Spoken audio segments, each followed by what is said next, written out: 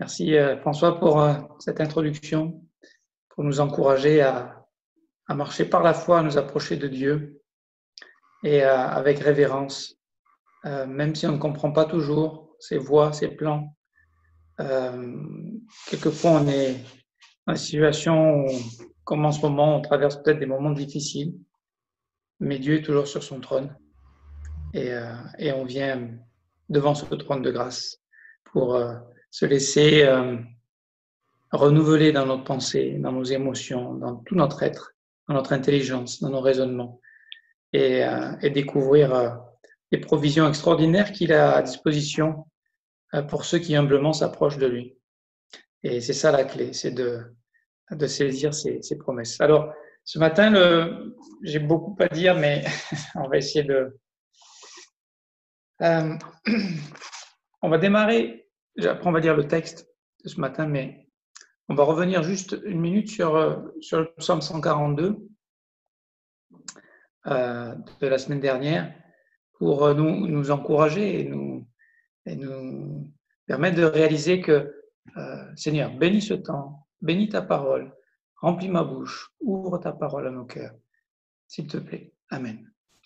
Dans ce psaume, on voit comment David a su se présenter devant Dieu, est arrivé avec beaucoup de bagages, chargé, fatigué, dans des situations de difficulté, de souffrance, de questionnement, où il implore, de sa voix, il implore l'Éternel, de sa voix, il crie à l'Éternel. Et on voit que petit à petit, la relation va s'établir, en fait. Donc, il vient, comme on vient de l'entendre, il vient à cette montagne. Il s'humilie devant Dieu et il cherche Dieu de tout son cœur. Et puis, le dialogue s'installe, c'est le tu qui s'installe. Et puis, à la fin de ce moment, son âme sort de la prison et il commence à respirer, à retrouver la paix, à retrouver l'espérance, à retrouver la joie de son salut, avec l'espérance que cette épreuve aussi va servir pas simplement à lui pour sa croissance personnelle, mais aussi sera source d'édification pour les autres. Et j'aimerais vous dire que toutes les épreuves que Dieu permet dans nos vies, bien sûr, elles sont pour notre édification, pour le travail de Dieu dans notre vie. Pierre le rappelle dans Pierre chapitre 1, elles sont pour notre bénédiction, notre croissance spirituelle, mais elles sont aussi pour la bénédiction des uns et des autres. Et comme le rappelait Pasteur Arnold mercredi soir, on a tellement besoin, et je rappellerai ça peut-être un peu plus tard encore, on a tellement besoin de s'encourager les uns les autres, à chercher, à faire confiance à Dieu, à s'édifier dans notre foi, parce que c'est ce qui est attaqué. C'est ce que le diable va essayer c'est ce qui plaît à Dieu, on le sait dans Hébreux 6. C'est ce qui est le moyen aussi de trouver et d'expérimenter les promesses de Dieu et les provisions de Dieu. Mais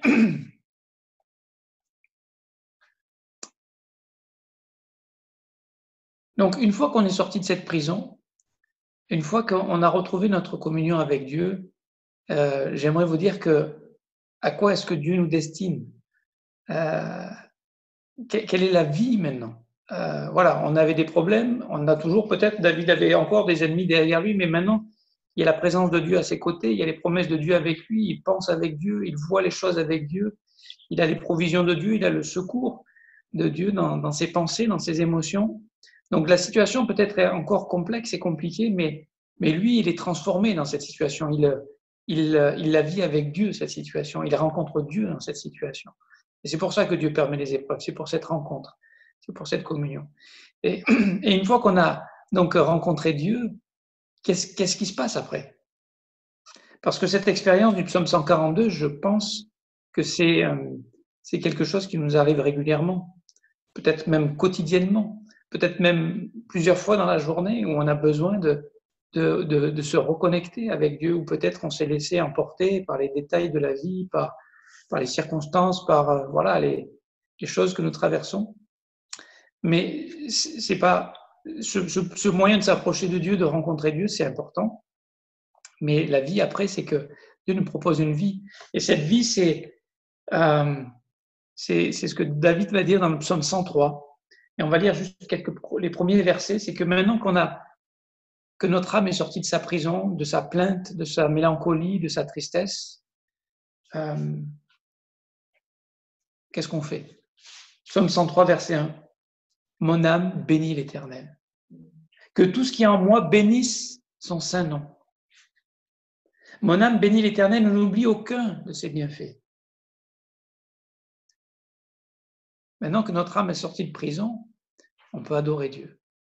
On peut, dans notre prière, et c'est important que dans notre vie de prière, il y ait ces moments-là aussi, ces moments d'action de grâce, ces moments de reconnaissance, ces moments où on peut contempler Dieu, où on peut juste être à notre place et lui à la sienne, et juste l'adorer, et juste le remercier, et juste le bénir, et juste le bénir. Et quelquefois on se dit, mais mes émotions sont tellement fortes, je me sens encore tellement prisonnier. Eh bien, ce psaume nous donne quelques sujets, de nombreux, en fait, ils sont nombreux les sujets de reconnaissance. Et quand on rentre dans cette façon de penser, en fait, ils sont très nombreux les sujets de reconnaissance. Mais quand on est dans la prison, on n'en voit aucun. Et pourtant, c'est là où on a besoin de cette touche de Dieu pour changer notre discours, pour changer de disquette, pour changer. Et c'est important parce que si on commence par la foi peut-être au départ, à rendre grâce à Dieu pour une chose, pour une autre, on va se rendre compte que nous sommes des privilégiés, que nous avons tout en réalité, puisque nous avons Jésus avec nous. Et voici ce qu'il dit, les premiers versets. C'est lui qui pardonne toutes tes iniquités, qui guérit toutes tes maladies. La première chose pour laquelle on peut rendre grâce à Dieu, et David le dira aussi au psaume 32, heureux l'homme à qui Dieu n'impute pas son péché, ne se souvient pas de son iniquité. La première chose, c'est que Dieu a réglé notre gros problème, le péché. Il pardonne. Première chose, c'est qu'on est pardonné, on est restauré dans notre relation avec lui. Ensuite, comme on est des êtres humains et qu'on est attaché à la poussière, et Dieu le sait, c'est ce qu'il dira un peu plus loin d'ailleurs, il se souvient, verset 14, que nous sommes poussière. Il sait de quoi nous sommes formés.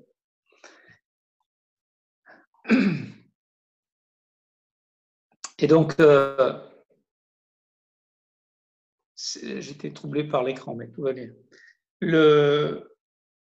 Donc, c'est lui qui pardonne toutes tes iniquités, qui guérit toutes tes maladies. C'est que dans ce processus-là, Dieu nous guérit.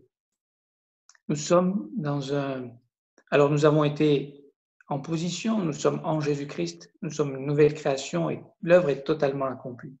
Maintenant, dans notre quotidien, dans notre marche, dans ce monde qui nous entoure, qui est opposé à Dieu, dans le prince de ce monde et le diable, le père du mensonge, notre chair, qui est, même si elle était crucifiée avec Christ, elle est là, elle est attachée encore à nous.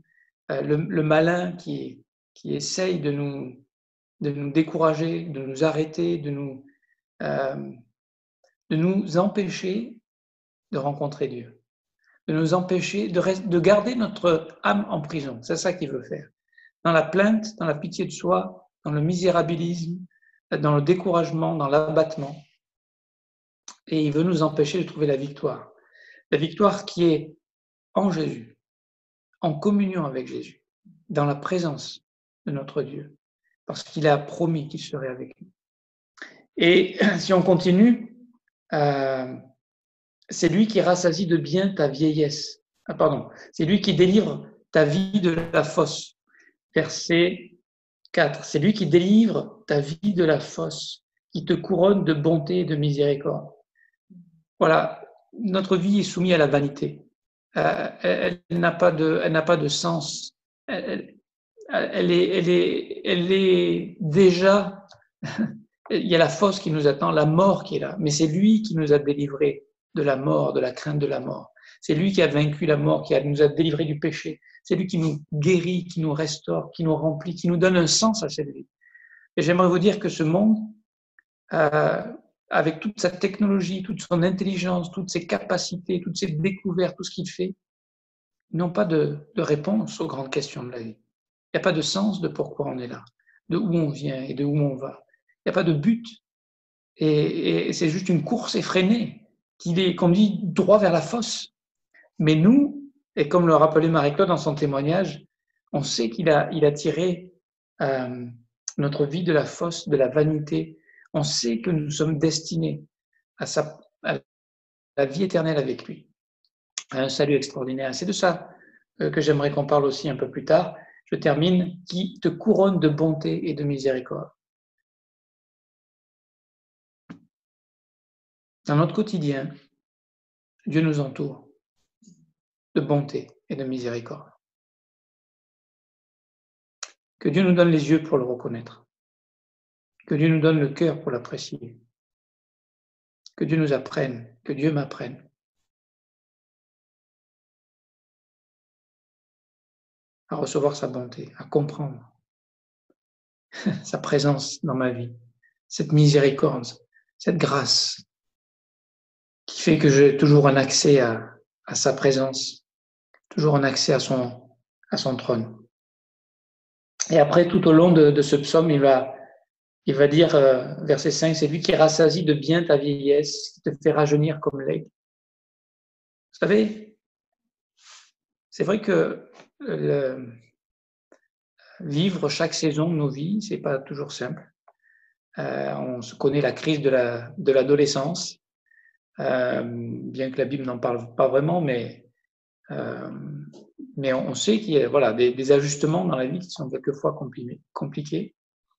Et j'aimerais vous dire que la vieillesse est aussi quelque chose de difficile à accepter, quand nos forces diminuent, quand nos capacités diminuent, quand la mort se rapproche de plus en plus, on en est de plus en plus conscient. Et pour certains, mais je dirais que ce qui est merveilleux, c'est que plus on vieillit et plus on est rassasié, parce que plus on connaît Dieu, plus on a appris, on a appris à sortir de, Dieu nous apprend à sortir de cette prison et à nous rassasier de sa présence, à être content de ses promesses, à être content de notre situation, de nos circonstances, à se contenter avec la piété. C'est une grande source de gain. On est rassasié, on est comblé parce qu'on a Dieu, parce qu'on a des promesses extraordinaires.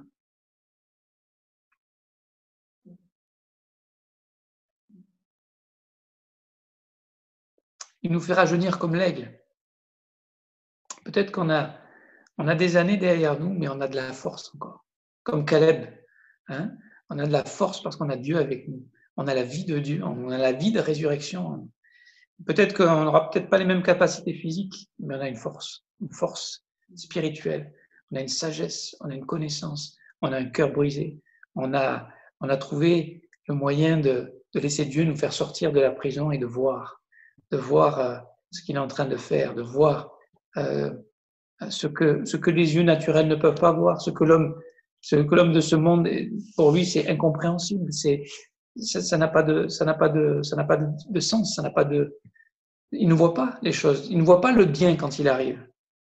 Mais nous savons l'apprécier, nous savons le reconnaître, les petites choses comme les grandes choses. Ça, c'est l'œuvre de notre Dieu dans notre vie. Donc, le texte de ce matin, c'est dans la première épître, c'est pas la première, c'est la seule, c'est l'épître de Tite. Si vous voulez bien ouvrir vos Bibles dans Tite.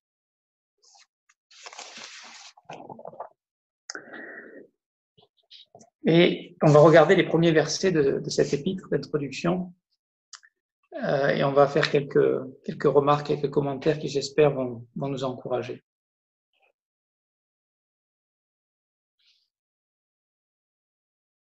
On va parler du salut, de la vie éternelle à laquelle Dieu nous a appelés. Maintenant que notre âme est sortie de sa prison, on peut jouir de cette vie éternelle. On peut découvrir, on peut expérimenter les promesses de Dieu. Et c'est ce à quoi Dieu nous appelle. C'est pas juste de constamment sortir la tête de l'eau pour respirer un coup et replonger et faire le sous-marin constamment. C'est de sortir la tête de l'eau et puis maintenant de commencer à jouir de cette vie éternelle dès ici-bas.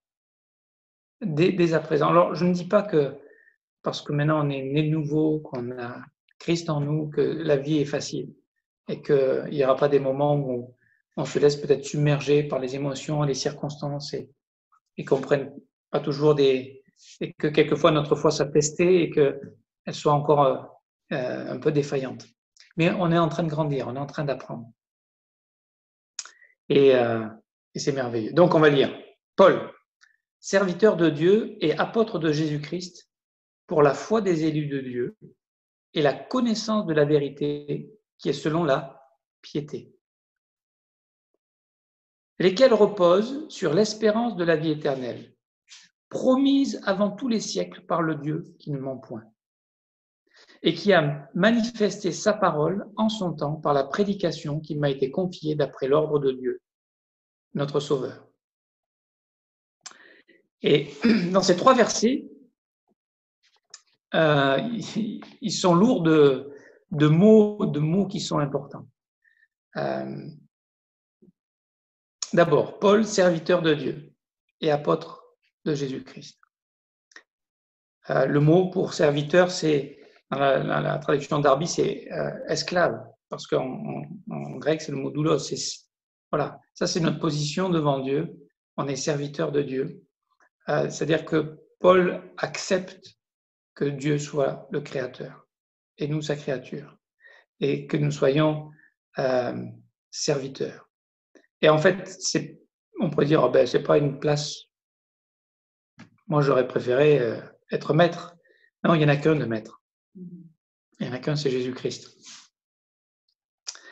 Mais nous sommes appelés à avoir une relation avec lui. Il dira d'ailleurs qu'il nous appelle plus simplement serviteurs, mais il nous appelle amis, parce qu'il nous a fait connaître sa volonté. Et il nous a fait connaître ce salut. Il nous a révélé pleinement son plan, son cœur, sa nature, ses promesses. Il nous les a offertes, il nous les a données. À nous de les chercher, de les expérimenter, de les découvrir. Donc, serviteur, on est tous serviteurs. Et ne voyons pas ça comme quelque chose qui nous abaisse, mais comme un privilège. On peut être serviteur du roi des rois, on peut être proche, et non seulement serviteur, mais en plus ami, et même jusqu'à devenir frère et sœur de notre Seigneur, de notre Créateur. Et ensuite, apôtre de Jésus-Christ. Ça, c'est le ministère. Ça, c'est la place que Dieu lui a confiée dans l'Église, dans le corps de Christ. Il lui a donné des dons à notre ami Paul. Et ces dons, eh bien, ils sont pas pour lui-même, ces dons. Vous savez que les dons que Dieu nous donne, ce n'est pas pour notre édification personnelle. Les dons que Dieu nous a donnés, vous lisez dans 1 Corinthiens 12, 1 Corinthiens 14, les dons que Dieu nous a donnés, c'est pour l'édification des autres. C'est pour l'encouragement des autres. Et ce que Dieu fait dans nos vies, c'est pas simplement pour nous, mais c'est pour les autres.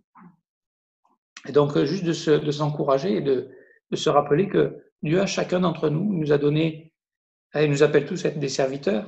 Acceptons cette place et reconnaissons que c'est une place de privilégié, de pouvoir être proche de Dieu.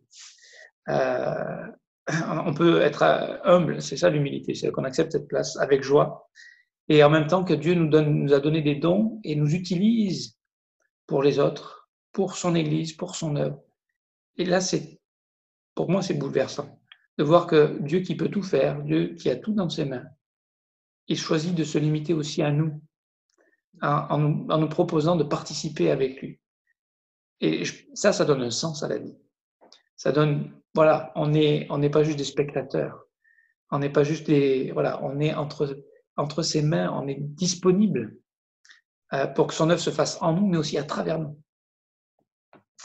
Donc, apôtre de Jésus-Christ, pourquoi ? Pour la foi des élus, de Dieu, de ce que Dieu a choisi. Pourquoi ? Pour la foi. La foi des élus, alors les élus, on ne va pas développer ce thème parce que ce serait trop long, mais nous croyons que l'élection est basée sur la préscience de Dieu. C'est que d'avance, Dieu sait qu'il va répondre positivement à son appel, à son invitation, à sa grâce, à son amour. Et ceux-là, il les a élus d'avance, qui nous parlent bien de la sécurité encore de notre salut et de l'espérance que nous pouvons avoir, comme le rappelait Marie-Claude tout à l'heure dans son témoignage, nous avons une espérance par rapport à la vie éternelle. C'est-à-dire la vie, nous avons reçu la vie éternelle, c'est-à-dire que nous ne mourrons pas. Alors physiquement, on va mourir, mais on sera tout de suite dans la présence de Dieu. Peut-être que non, peut-être qu'on sera enlevé, on espère ça, parce qu'on attend bien sûr son retour. Mais nous sommes élus, nous appartenons à l'Église de Jésus-Christ. En position, nous sommes déjà pardonnés, justifiés et glorifiés. Voilà, ça c'est notre position. Mais c'est difficile à croire, n'est-ce pas? Parce que dans notre quotidien, dans notre réalité, il nous arrive bien souvent de trébucher, de douter, de ne pas faire toujours, de ne pas toujours faire le bon choix. Comme le rappelait François, on sait où se trouve la réponse, on sait où se trouve la sagesse, on sait où se trouve la vie, et quelquefois on va la chercher ailleurs. On va la chercher dans des choses qui sont vaines, dans des choses qui sont juste des moyens de combler des besoins humains sans la puissance de Dieu, sans la vie de Dieu, sans les promesses de Dieu. Donc, on va parler de cette foi, la foi des élus de Dieu et la connaissance de la vérité qui est selon la piété. Donc, il y a la vérité, la connaissance. Le mot connaissance, ici, c'est le mot epignosis. C'est une connaissance complète, totale. La connaissance, voilà, c'est une connaissance de la vérité qui est selon la piété. Et ce que j'aime, c'est que cette connaissance, c'est pas qu'on n'est pas des intellectuels avec la grosse tête, nous on connaît. Non, parce que, comme tu le rappelais tout à l'heure, François, on ne connaît pas Dieu comme on devrait le connaître. Alors, on est toujours en train de découvrir et d'apprendre. Notre compréhension de Dieu, aujourd'hui, elle est encore filtrée par des tas de choses de notre culture, de notre expérience, de notre vie, de notre passé. Et je veux dire, il y a encore de grands champs à découvrir quant à qui est notre Dieu. Même si on a les grandes lignes, on a la grande base, parce que sa parole nous les donne, on sait que c'est un Dieu qui est miséricordieux, qui est gracieux, qui est juste, qui est saint, qui est infini, qui est tout-puissant. On connaît beaucoup de choses, mais est-ce qu'on a expérimenté ça? Est-ce qu'on a découvert ça? Est-ce qu'on a contemplé toute la grandeur de sa grâce, de son amour, de sa puissance? On est limité. On est des êtres humains. Donc, il y a encore beaucoup de choses à découvrir. Mais découvrir la vérité, ce qui est intéressant, c'est que la vérité, ce n'est pas juste quelques dogmes, quelques concepts. La vérité, c'est une personne. C'est la personne de Dieu. Connaître la vérité, qui est selon la piété, c'est-à-dire que cette connaissance ne nous amène pas dans un orgueil intellectuel de « moi j'ai la connaissance, moi j'ai la formation, moi j'ai le diplôme, moi j'ai ceci », mais elle nous amène dans une vie qui est en accord avec cette connaissance. C'est une vie de piété, c'est une vie de foi, c'est une vie de dévotion, c'est une vie de service, c'est une vie consacrée, c'est une vie qui est à l'écoute, c'est une vie qui se remet en question, c'est une vie qui accepte quelquefois de souffrir, de passer les épreuves de la foi. Ça, c'est la connaissance, c'est pas vous comprenez bien cette connaissance de la vérité qui est selon la piété.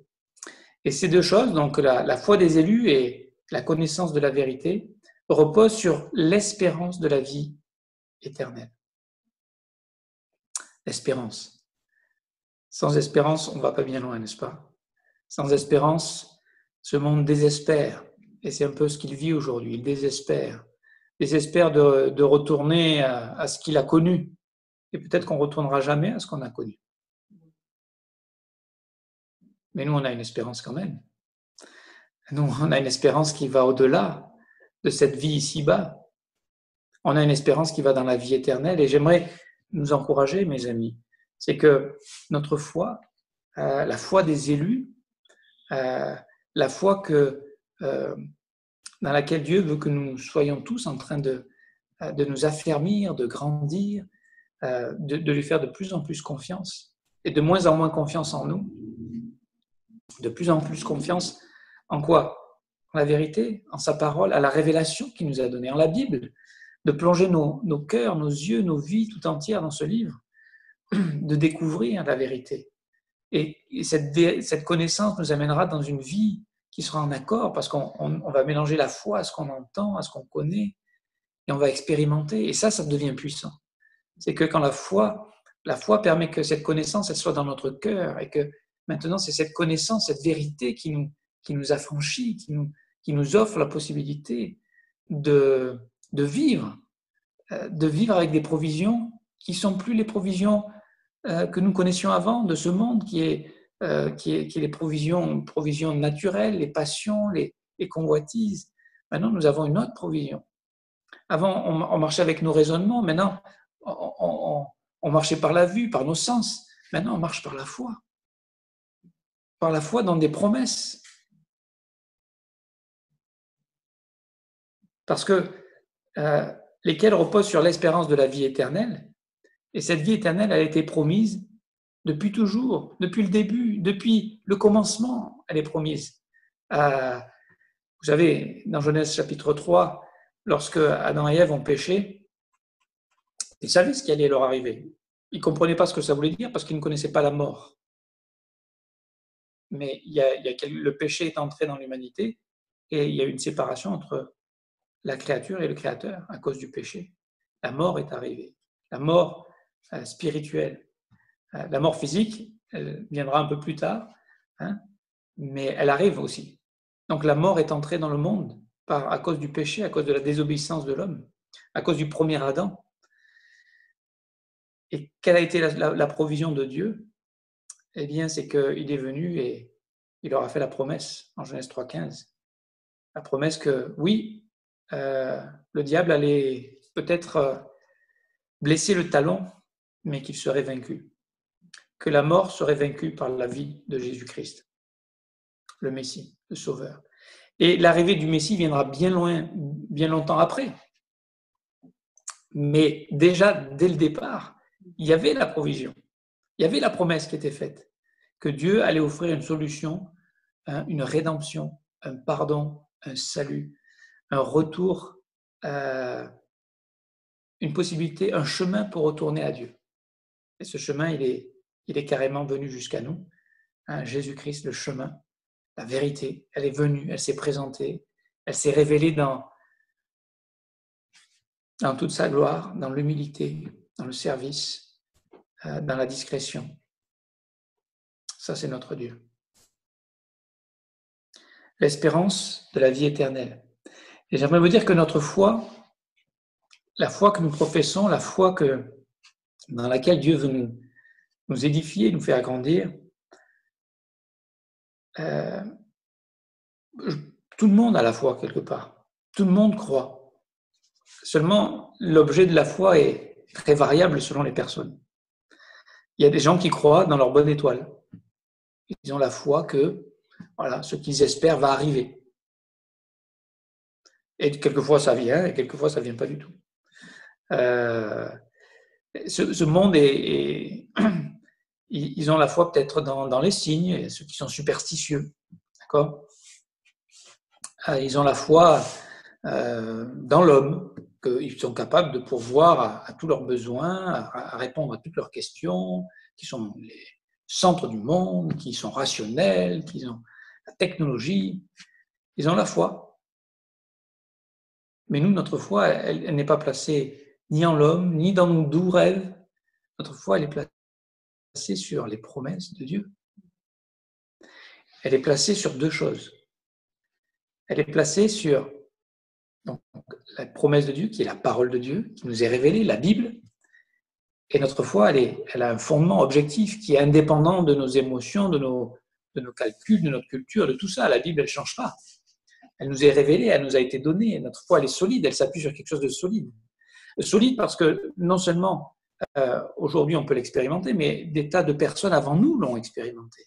Et la Bible en est remplie d'exemples d'hommes et de femmes qui ont fait confiance à Dieu et dont la vie a été, et sont des exemples pour nous enseigner et pour nous montrer que Dieu, il a parlé, mais ce Dieu qui a parlé, donc premièrement on s'appuie sur sa parole et on s'appuie sur sa personne.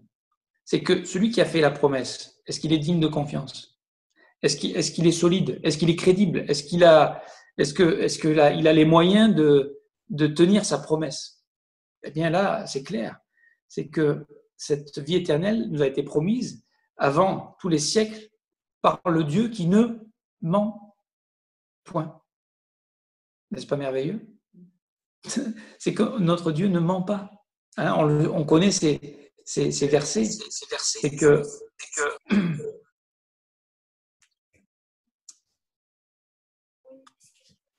je reviens en arrière.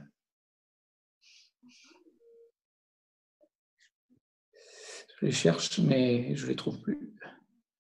Et je vais vous le dire de tête.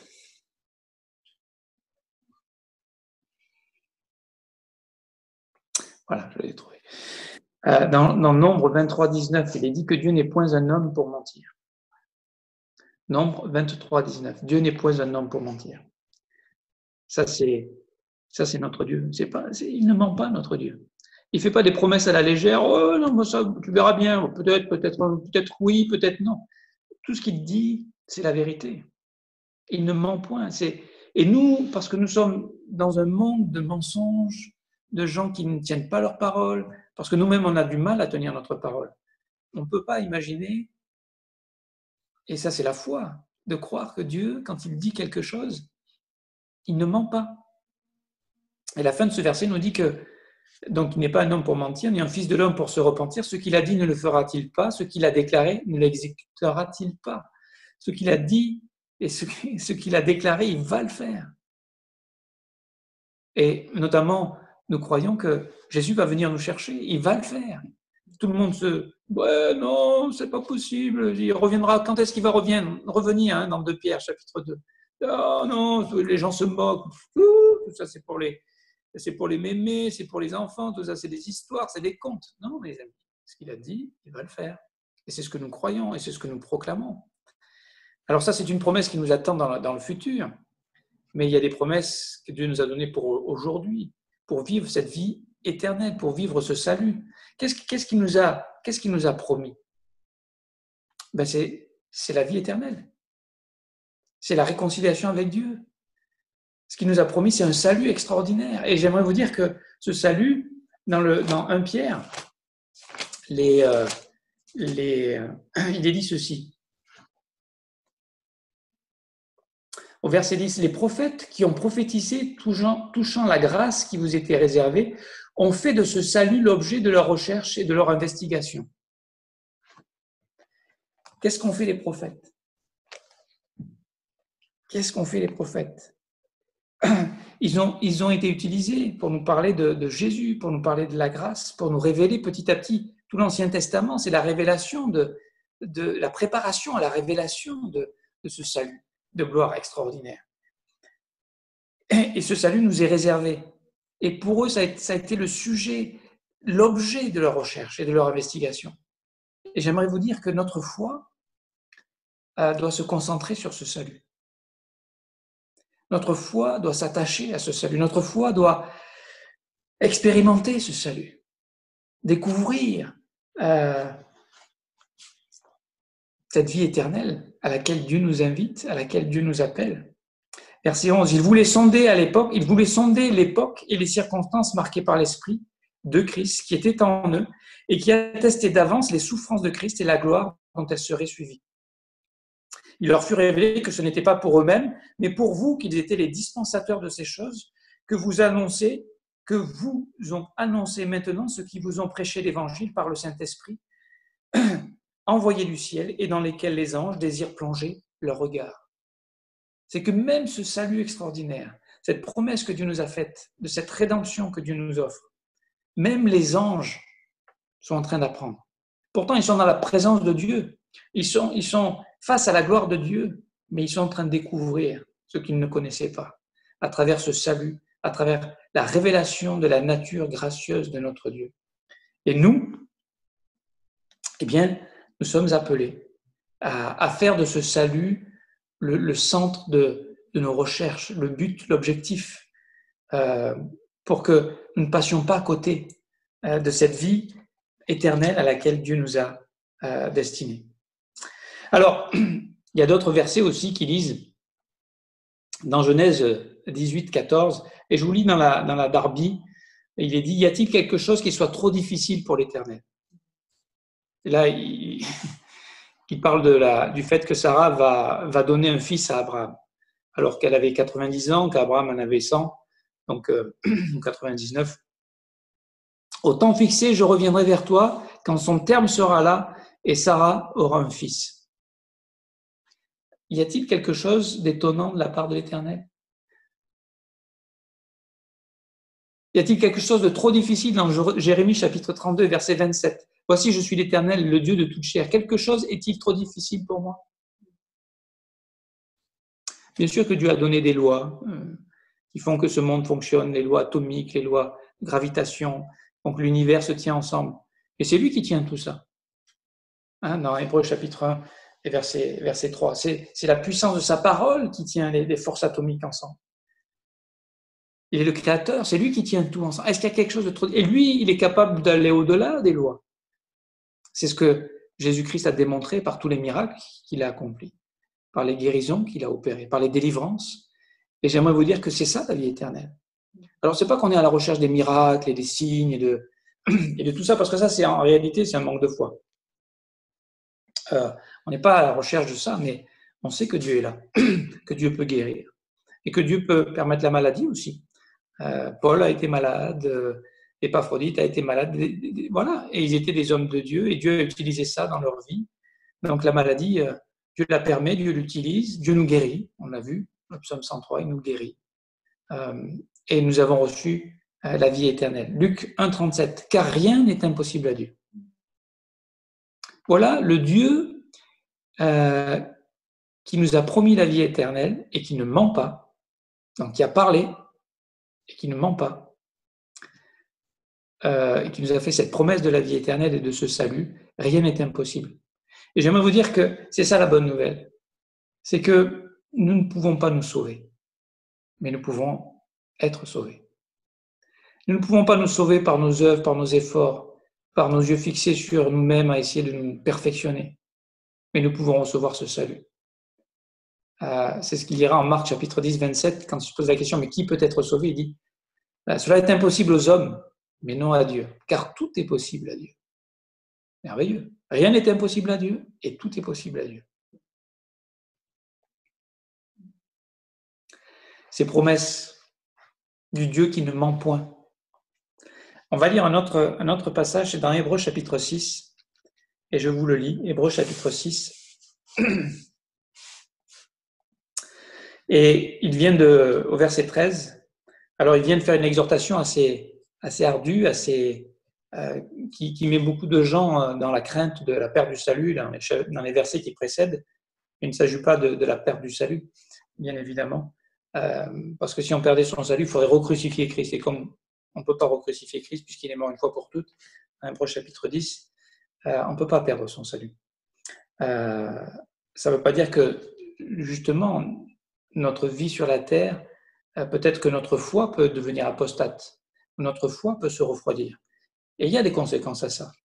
Et c'est là qu'on est mis en garde, de continuer à grandir dans la foi, de continuer à rester humble à notre place de serviteur et rentrer dans le ministère et l'appel que Dieu nous a donné pour l'édification de son Église, parce que bien sûr qu'il y a des dons particuliers, apôtres, pasteurs, enseignants, prophètes et évangélistes. Et bien sûr que, mais chaque membre de l'Église est un membre en particulier et il est utile pour l'édification de son Église. Donc verset 13, lorsque Dieu fit la promesse à Abraham, ne pouvant jurer par un plus grand que lui, il jura par lui-même et dit, certainement je te bénirai et je multiplierai ta postérité. Et c'est ainsi qu'Abraham, ayant persévéré, obtint ce qui lui avait été promis. Or, les hommes jurent par celui qui est plus grand qu'eux, et le serment est une garantie qui met fin à tous leurs différends. C'est pourquoi Dieu, voulant montrer avec plus d'évidence aux héritiers de la promesse l'immuabilité de sa résolution, intervint par un serment, afin que par deux choses immuables, dans lesquelles il est impossible que Dieu mente, nous trouvions un puissant encouragement. Nous, dont le seul refuge a été de saisir l'espérance qui nous était proposée.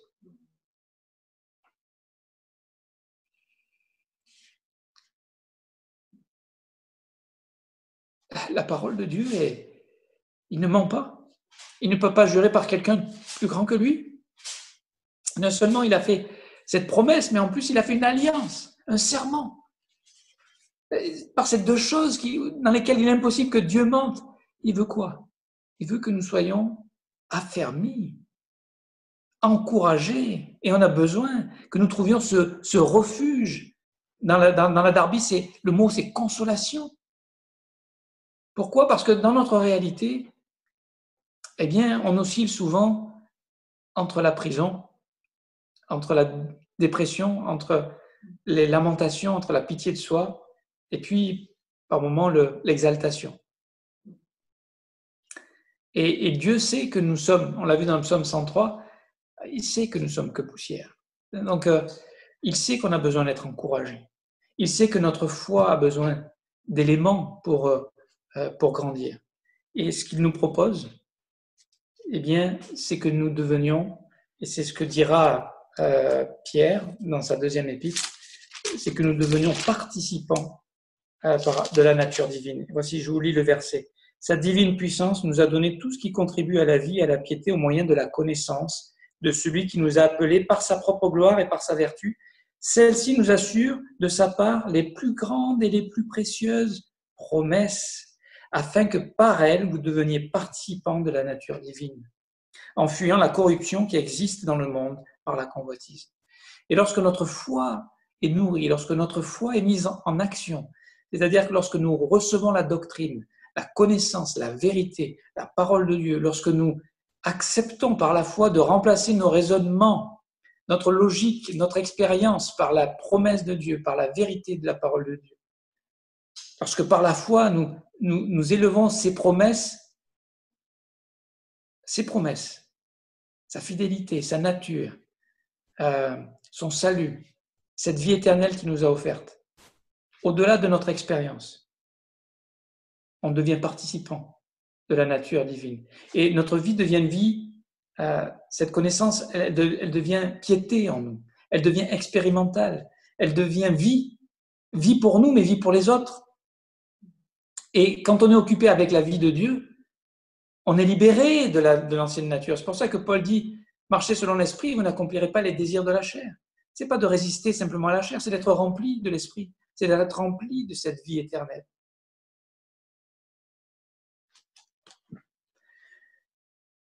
On revient à cette espérance encore au verset 19 de Hébreux chapitre 6, on termine ce passage, ce chapitre. Donc notre seul refuge à nous, notre seule chose qu'on a faite, c'était de saisir, mais nous trouvons un puissant encouragement, nous dont le seul refuge a été de saisir l'espérance qui nous était proposée. Donc c'est ça la foi. C'est pour ça que nos vies sont là pour la foi des uns des autres, pour nous exhorter à regarder, non pas à nous-mêmes, non pas à notre vie, mais à Jésus. La foi, dans Hébreux chapitre 12, verset 2, c'est lui qui suscite la foi, qui l'amène à la perfection. Et nos yeux sont fixés sur lui. Et j'aime vous dire que c'est tellement important ça. Parce que si vous fixez vos yeux sur vous-même, vous allez désespérer. Et vous allez rester dans la prison. Et vous allez vous enfermer dans votre propre prison de raisonnement, de logique, d'émotion, de désespérance. Mais si vous fixez sur Jésus, sur ses promesses, bien, il va accomplir ce qu'il a promis. J'aimerais vous dire que la foi, écoutez bien ça, la foi, c'est ce qui va transformer les promesses en prophéties. Ce que Dieu a promis, parce qu'on le croit, on va l'expérimenter. On va le découvrir. Alors, on va dire, c'est trop facile alors. C'est un petit peu plus compliqué que ça et on va y venir juste après pour terminer. Verset 19. Cette espérance, nous la possédons comme une encre de l'âme, sûre et solide, elle pénètre au-delà du voile. Cette espérance, ce n'est pas une espérance comme l'espérance du monde qui espère bien que ça va arriver. Cette espérance est une assurance. C'est que l'image ici, peut-être vous connaissez cette image, pour ceux qui ne la connaissent pas, je vais vous la rappeler rapidement, mais l'image, c'est que dans l'ancien temps, lorsque les grands bateaux devaient rentrer dans un port pour éviter de s'échouer, ce qu'on faisait, c'est qu'on prenait l'ancre, le bateau s'arrêtait bien avant, on mettait l'ancre sur une petite barque qui, elle, allait jusqu'au port, à l'intérieur du port, et fixait l'ancre dans le port. Et après, les marins, je ne sais pas comment exactement, ils tiraient la corde ou il avait une manivelle pour enrouler la corde et ramener le bateau. Il faisait doucement, comme ça, rentrer le bateau dans le port. Et pour nous, c'est que Jésus est cet ancre qui est allé déjà qui est rentré dans la vie éternelle, qui est ressuscité. Et maintenant, notre vie, elle est en lui. Donc, c'est juste une question de temps qui est en train de s'enrouler jusqu'à ce qu'on soit avec lui. C'est pas oh, peut-être qu'on va y être, peut-être qu'on va pas y être, peut-être qu'on ne sera pas à la hauteur. Personne n'est à la hauteur. C'est pour ça qu'il est allé et qu'il nous a précédés, hein, et qui fait que c'est une assurance que nous avons, l'assurance de notre salut. Verset 20, là où Jésus est entré pour nous comme précurseur. Vous voyez, il est devant nous, ayant été fait souverain sacrificateur pour toujours selon l'ordre de Melchisédek. C'est le verset 19 et 20. Voilà, donc ça c'est notre assurance, notre foi. Maintenant, pour terminer, parce qu'on arrive à la fin de cette exhortation, de cet encouragement, on va lire dans un texte en Hébreux chapitre 11, où justement la foi nous est montrée. Avant ça, je vais vous lire un autre verset. C'est dans le livre de Genèse.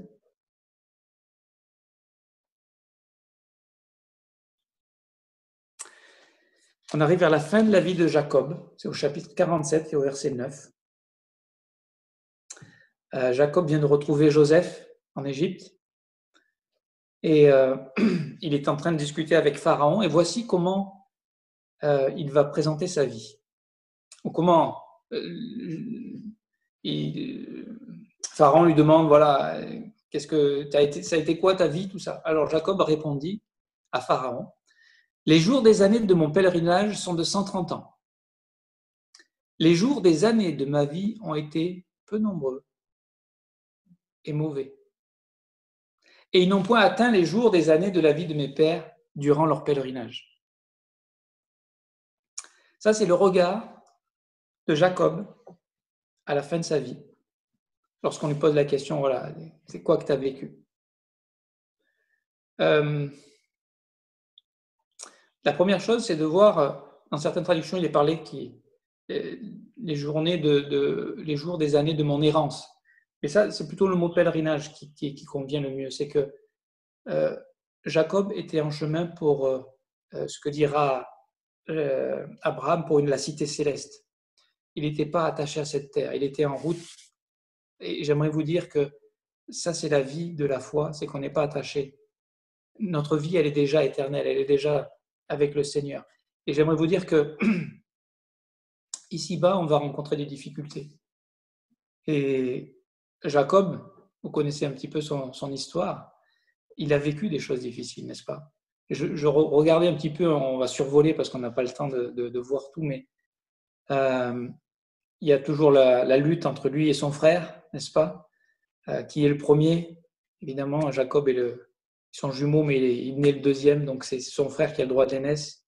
Alors il va lui racheter ce droit d'aînesse. Alors c'est un peu olé olé, mais il lui rachète son droit d'aînesse et il va lui voler sa bénédiction. Parce que Jacob désire en fait les choses de Dieu. Il ne le fait pas de la bonne manière, mais en tout cas, son cœur est de s'attacher à ces choses. Et ça va lui jouer des tours, bien évidemment, parce qu'après ça, il va devoir fuir. Il va devoir fuir son groupe, ses parents, sa famille, son peuple. Et il va aller chez Laban. Alors, c'est son tonton, mais c'est un tonton encore plus magouilleur que lui, qui va l'exploiter aussi, qui va le tromper. C'est juste pour montrer que, comment dire, Dieu nous a donné des promesses extraordinaires, d'accord? Et on peut se dire avec des telles promesses, mais il n'y a pas un seul moment où il va y avoir un problème dans ma vie. Tout va se dérouler, mais tout va aller, je veux dire, avec un Dieu pareil, avec un salut pareil, avec un... mais la vie, c'est trop fastoche, trop facile. Ça va rouler tout seul. Et j'aimerais vous dire que ce n'est pas tout à fait ça. C'est que je ne pense pas que lorsque Jacob est parti, déjà, bon, c'était certainement difficile de quitter sa famille dans de telles situations, dans de telles circonstances, de partir vers l'inconnu. Mais Dieu était avec lui. Et c'est ça qui fait toute la différence, mes amis. C'est que Dieu ne l'a pas lâché. Et que Dieu ne nous lâchera pas. Et que oui, il va vivre des choses difficiles. Oui, nous allons traverser des épreuves. Oui, nous allons être confrontés à la maladie, à la mort, à des problèmes relationnels. Oui, la vie est compliquée. Et Jacob en est un exemple. C'est pour ça qu'il dit que sa vie était courte et mauvaise.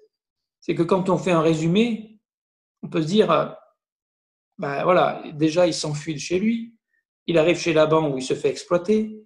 Là, il épouse celle qu'il aime, Rachel, mais on lui en donne une autre, donc il a 2 femmes. Ça va poser des problèmes avec les servantes qui vont se rajouter, ça va faire 4 femmes. Avec les enfants qui vont se disputer, ça va. Voilà, la vie est compliquée.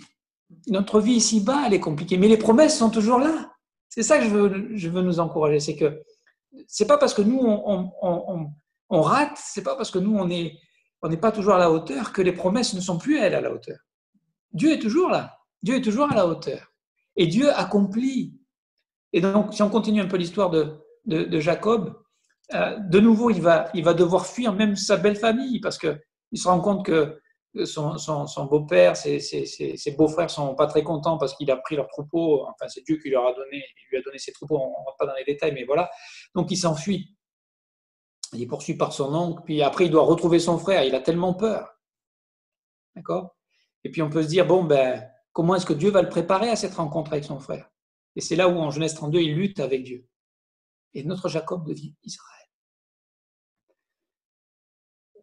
Dans nos luttes, dans nos difficultés, dans nos échecs, Dieu nous transforme à son image, qu'il imprime Jésus-Christ dans nos vies, dans nos cœurs.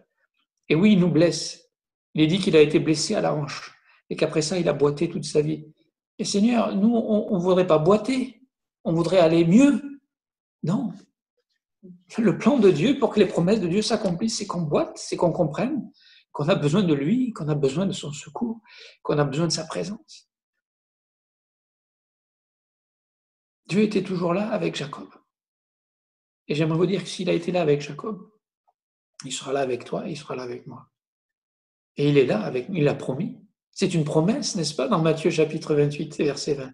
Il sera avec nous tous les jours jusqu'à la fin du monde. Est-ce qu'on ne peut pas s'appuyer sur cette promesse ? Au lieu de tout le temps en train de dire, Dieu, tu es où ? Dieu, tu fais quoi ? Pourquoi tu m'as laissé tomber ? Alors que Dieu est toujours là avec nous. Et que peut-être il nous blesse, mais c'est pour nous guérir. C'est pour nous délivrer. C'est pour nous préparer pour la prochaine étape. Et après, les étapes vont se succéder. Il va retrouver son frère, Dieu va apaiser les choses.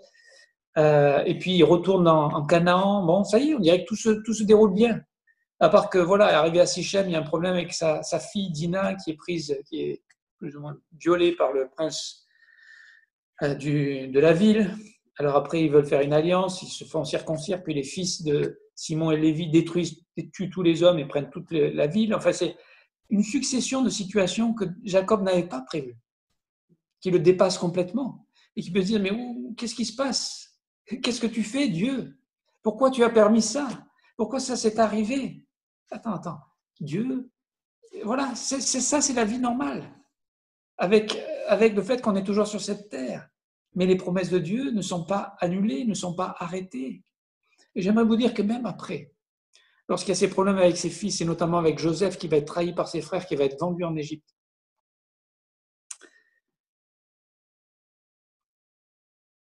Jacob ne sait pas qu'il est vendu en Égypte.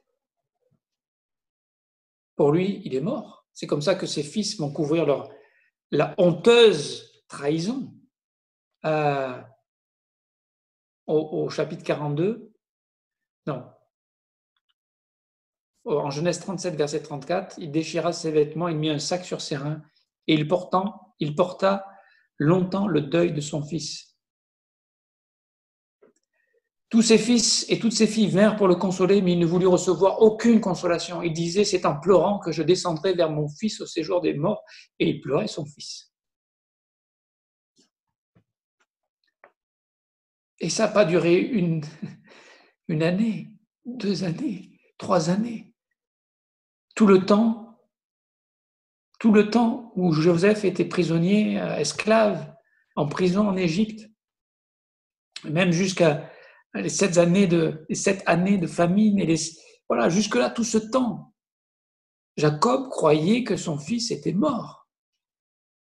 Et il se disait, mais qu'est-ce que Dieu est en train de faire? Les autres fils, il avait des problèmes avec eux. D'accord? La Bible, il avait tout misé sur Joseph. Et Joseph n'est plus. Et j'aimerais vous dire que c'est là où la foi intervient. C'est que dans ma réalité, mais qu'est-ce que tu fais, Dieu, dans ma vie? Est-ce que tu es encore à l'œuvre? Est-ce que tout n'est pas raté? Est-ce que j'ai pas tout fait rater? Mais Dieu est en train de faire quelque chose en secret qu'on ne voit pas. On ne voit pas ce que Dieu fait. Mais il le fait. Il n'abandonne pas. Il ne nous laisse pas tomber. Il est le Dieu qui ne ment pas, qui a fait la promesse, qui a fait une alliance, qui s'est engagé et qui va nous amener jusque dans la gloire éternelle. Et ça demande beaucoup de foi, mes amis. Mais c'est ce que nous croyons. Et c'est ce à quoi nous nous accrochons. C'est que oui, nous ne sommes pas à la hauteur de cette gloire éternelle, mais c'est lui qui nous a rendus dignes. Et c'est lui qui nous a élevés. Et parce qu'on a cette assurance, parce qu'on a l'assurance de ce salut, parce qu'on a l'assurance de cette vie éternelle, alors oui, soyons des serviteurs. Soyons de ceux qui reçoivent et qui entendent et qui mélangent la foi à la doctrine et qui laissent cette doctrine descendre dans leur cœur, descendre dans leur âme pour les amener à l'obéissance de la foi, pour les amener à cette vie de piété, cette vie qui attend, qui fait encore des erreurs, et la grâce est là pour couvrir nos erreurs, bien sûr. Mais ne restons pas en prison. Soyons de ceux qui adorent Dieu, de ceux qui se laissent consoler, de ceux qui trouvent en lui le refuge. Parce que, j'aimerais vous dire, et on va le lire dans Hébreux chapitre 11, et je vais conclure. Verset 13. C'est dans la foi qu'ils sont tous morts. Ah, dans la foi, ils sont morts dans la foi, extraordinaire. Et le verset continue, il dit, sans avoir obtenu les choses promises. Ah, alors, attends, Dieu m'a promis des choses et elles ne vont pas s'accomplir. Ce que j'aimerais vous dire, c'est que, on finit le verset, mais ils les ont vus et salués de loin, reconnaissant qu'ils étaient étrangers et voyageurs sur la terre. Mes amis, les promesses de Dieu vont s'accomplir dans l'éternité. Pas juste tout va bien se passer sur cette vie terrestre. Les promesses de Dieu seront accomplies dans l'éternité. C'est la vie éternelle que nous avons reçue.